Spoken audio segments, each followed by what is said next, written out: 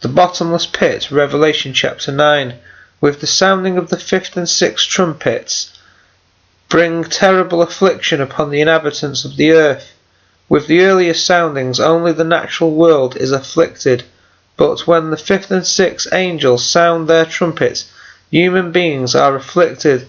The fifth angel's trumpet blast also brought about the opening of the bottomless pit, from which streamed forth a great army of locusts, like the smoke of a great furnace, completely obscuring the sunlight. These locusts immediately begin to attack all those of mankind who do not have the seal of God upon their foreheads. They were not allowed to kill men outright, but only to torture them for 5 months.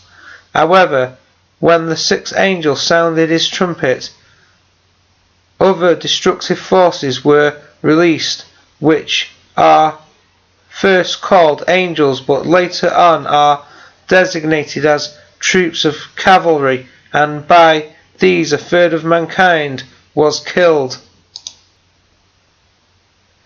The angel of the bottomless pit, whose name in the Hebrew tongue is Abaddon, means the destroyer. This is Satan. The angel of the bottomless pit is our outward senses, the carnal mind, or sinful flesh.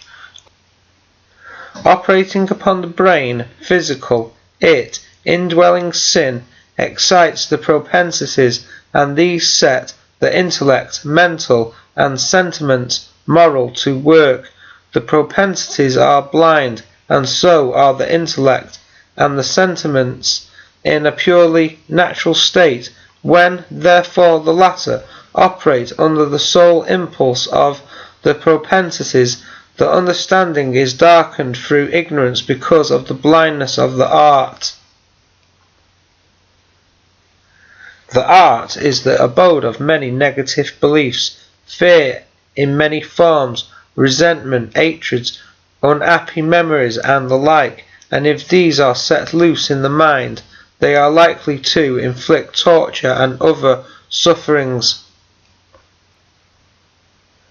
The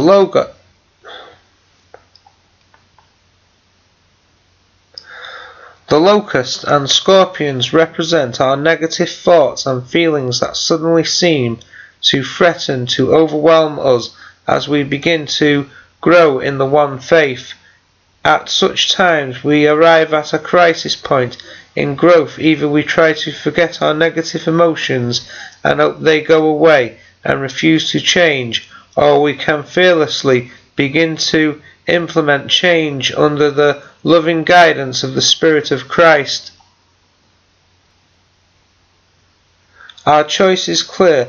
Live with our past hurt, guilt, resentment, and unresolved anger, and continue to suffer and stagnate, which is spiritual death, or release them with prayer. Bless those persons who were involved in the past experiences, and be gloriously raised up in Christ, which is the spiritual resurrection.